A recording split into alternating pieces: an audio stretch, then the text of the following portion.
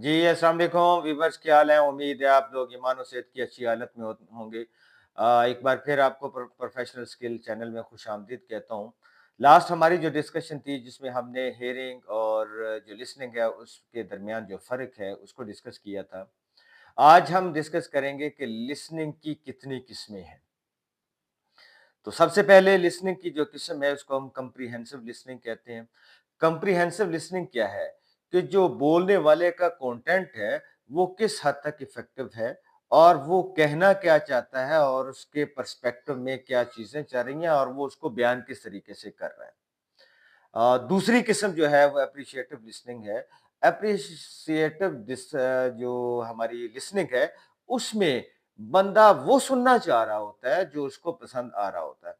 इसकी मैं एक छोटी सी एग्जांपल देता हूँ कि लोग सॉन्ग सुनते हैं, म्यूजिक सुनते हैं और अपनी पसंद की कॉमेडी वगैरह देखते हैं या सुनते हैं, तो वहां पे वो लिसनिंग जो है उनकी पसंद के मुताबिक है जो वो सुनना चाह रहे होते हैं। तो इस तरह की लिसनिंग को हम कहते हैं ये अप्रिशिएटिव लिसनिंग है। नेक्स्ट जो थर्ड वन है उसमें हम कहते हैं जी कि ये हमारी जो डिस्कशन है वो एक्टिव डिस्कशन है। अब एक्टिव डिस्कशन में क्या होता है?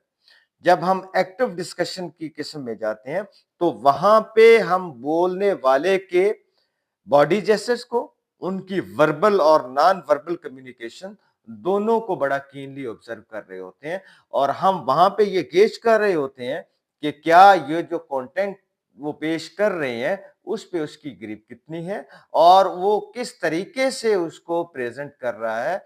इसको हम कहते हैं कि ये बड़ी एक्टिव डिस्कशन है और ये एक्टिव लिसनिंग जो है वो आगे चलकर हमें डिसीजन मेकिंग में बहुत ज्यादा फ्रूटफुल हमारे लिए होती है। फोर्थ वन क्या है कि क्रिटिकल लिसनिंग।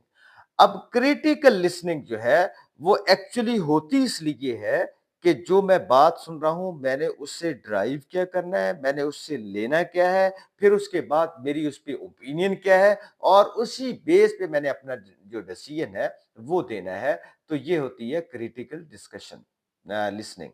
अब लास्ट वन हमारी क्या है? Empathetic listening.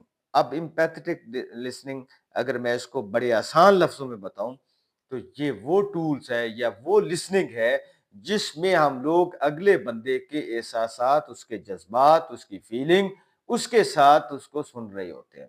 मिसाल के तौर पर अगर कोई बंदा अपनी दुख भरी कहानी हमें सुनाना चाह रहा होता है तो डेफिनेटली हमारा सुनने का अंदाज भी उसी तरीके के साथ होगा और वो अंदाज हम क्यों अपनाते हैं? ताकि जिसको सुना जा रहा है और जो सुनने वाला है उसका एक दूसरे पे ट्रस्ट डेवलप हो और बड़े ओपनली वो अपना माफी जमीर या उसके अंदर जो चीजें चल रही हैं वो उसको बड़ा ओपनली बता सकता हो। दूसरी तरफ उसका ऑपोजिट भी है कि अगर वो खुशी के माहौल में है, वो अच्छी चीजें सुनाना चाह रहा है, वो गुड न्यूज देना चाह रहा है, वो अपनी अचीवमेंट शेयर करना चाह रहा है, तो वहां पे भी हम उसको उसी लिहाज से सुनते हैं और अपने जेस्चर्स, अपनी लिसनिंग स्किल और आपका अपना जिस तरह से एक बोलने वाले की वर्बल और नॉन वर्बल कम्युनिकेशन नजर आ रही होती है, तो इस लिसनिंग में भी जो सुनने वाला होता है उसके भी बॉडी जेस्चर, उसकी फीलिंग, उसके फेस एक्सप्रेशंस और वो किस तरीके से बोलने वाले की कम्युनिकेशन को ओन कर रहा होता है, तो वो ऐसी कम्युनिकेशन या लिसनिंग को हम कह रहे होते हैं कि ये हमारी एम्पैथेटिक लिसनिंग है।